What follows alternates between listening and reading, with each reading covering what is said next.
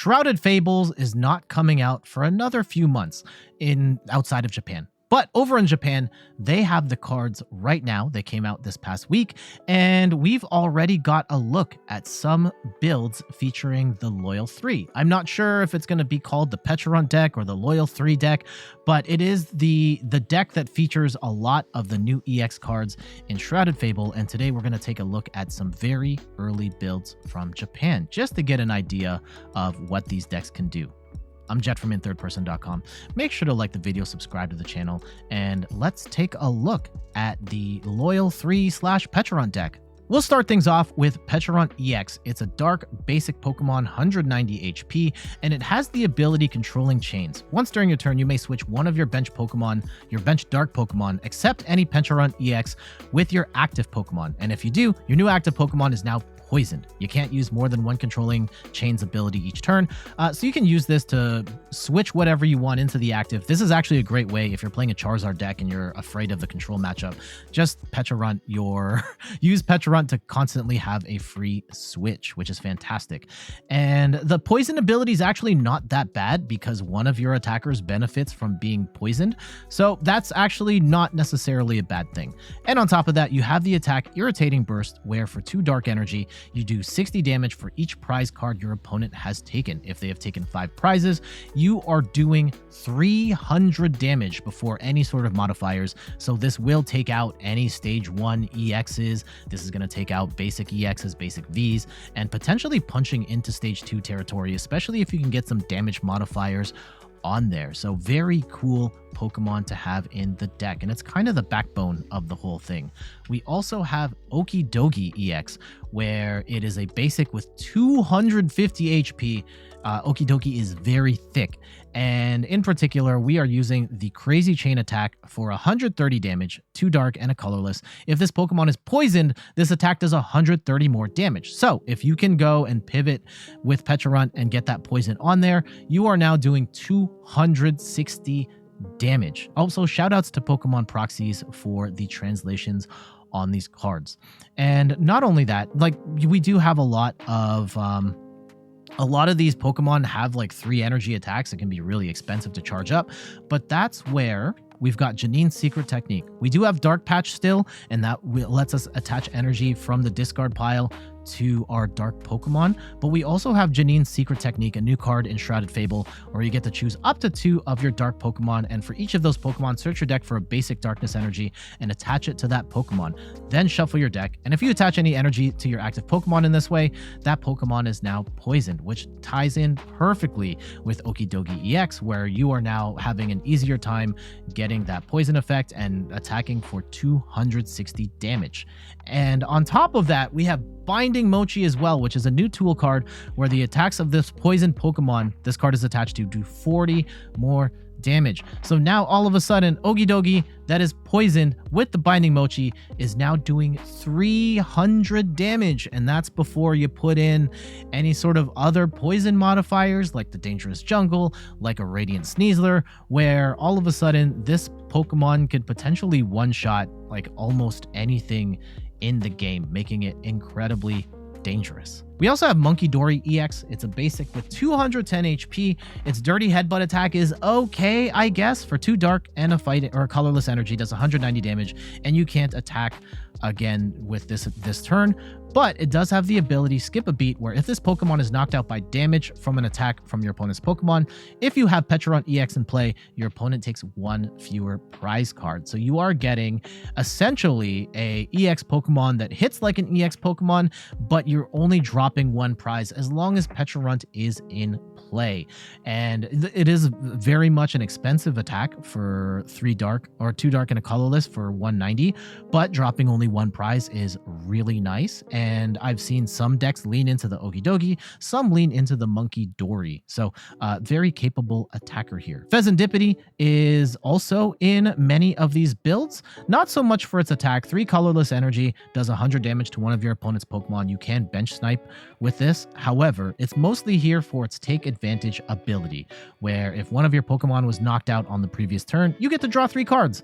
It's not, it's different than, say, a Mew EX where you can only draw up to 3 cards. You don't have to discard anything, and you're not capped out like Bibarel where you can draw up to 5 cards. You can just draw 3 cards regardless how big your hand is. So Fezandipiti is a really nice draw engine in that regard. And its attack, because it's colorless, you could splash this into pretty much any deck, but for any deck that's using it, even those outside this Loyal 3 concept will probably not attack with this card. This first example won a gym battle on June 9th, and I like this kind of as a foundational framework for this deck. We do have 3 copies of Pecharunt, 2 copies of Okidogi for that big swing, the 2 copies of Munkidori for like a decent attack while also only dropping 1 prize, and then 1 Fezandipiti for drawing cards. We also have 1 Greninja EX, or not, Radiant Greninja to discard a card, draw 2 cards. Also synergizes really well with our Dark Patch, so we got Dark Energy in the discard pile that we can then attach with our Dark Patches, also with Janine's Secret Technique. And I love the Munkidori in here, which lets us move damage from one of our Pokemon to one of our opponent's Pokemon, moving up to 3 damage counters, helping us do even more damage. And then one of the new cards that is in this list is Nightly Stretcher, where you get to put a Pokemon or a basic energy card from your discard pile into your hand. Can get you just a couple of extra pieces that you have lost along the way. Nice little card here. This second example doesn't have the Fezandipiti, and it actually leans a little more into the Munkidori than the Okidogi. We have 3 Munkidoris and 2 Okidogis. But the big difference here is that we have a Oranguru V. This is a card that came out a while back, and Astral Radiance, I think it's Astral Radiance, could be Silver Tempest. No, I think it's Astral Radiance, where its ability backorder. Once during your turn, if this Pokemon's in the active spot, you may search your deck for up to 2 Pokemon tool cards, reveal them, and put them into your hand. So this lets you grab stuff like Forest Seal Stone, lets you grab the Binding Mochi, and then you can use Pecharunt EX to pivot into one of your proper attackers, whether that is the Munkidori or the Okidogi.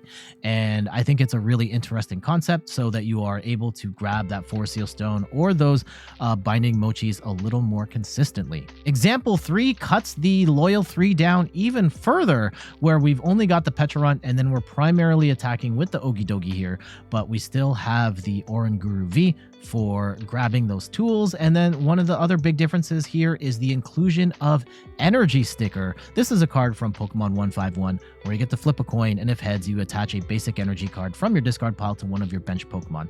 So on top of Dark Patch, on top of Janine's Secret Technique, of which we only run 1 in this deck, that kind of horrifies me. I think if I was building this deck, I would be playing 4 of these no matter what.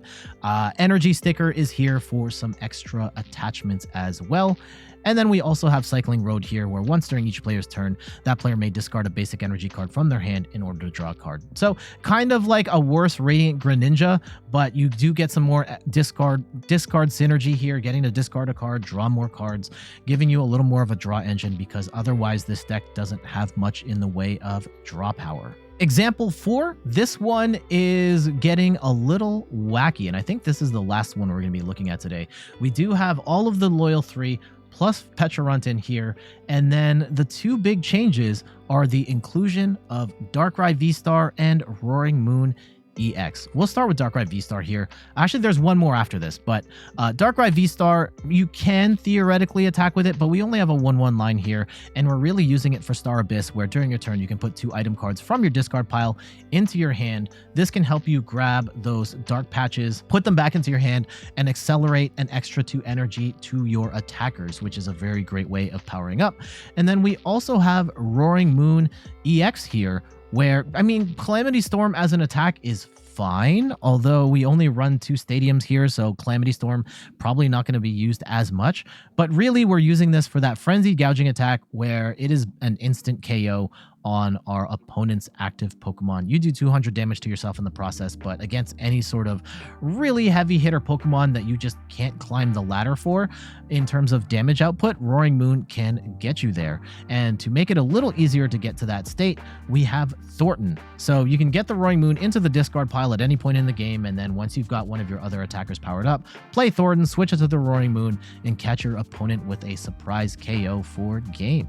This last one here is not really a Loyal 3 deck. It's just Pecharunt in here as a pivot, but it is a Darkrai V-Star deck, and Darkrai V-Star does 30 damage plus 30 more damage for each dark energy across all of your Pokemon.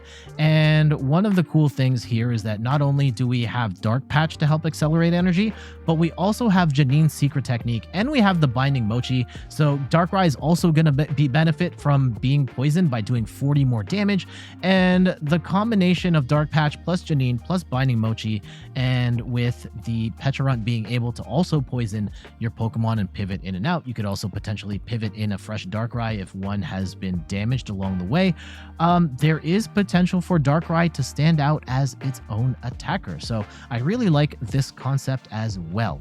Those are just a couple of early builds that I've seen over in Japan. We have a couple months to go before these cards all come out outside of Japan, and we can play around with them ourselves. But so far, I think this deck concept looks very cool and fun to play. I'm not sure if it necessarily has what it takes to be a top tier deck, but it does seem like it gives us a lot of fun toys to play with and a lot of cool deck building possibilities in the future. So look out for these cards in August. And until then, well, not until then. I'm going to get going, but I'll be back way before Shrouded Fable comes out. And we're going to probably talk about some other decks coming out of Shrouded Fable as well. I already saw some lists for Kingdra EX, so definitely want to dive into those as well. But for the time being, you can find me on all the things: YouTube, TikTok, Twitter, and Instagram at In Third Person. You can find me on Twitch at In Third Person, where I stream the Pokemon trading card game every Sunday at 10 a.m. Eastern Time. And check out the website, inthirdperson.com, for more articles and videos on video games, board games, and other nerdy pursuits. So until the next one, I'll see you later. Bye-bye.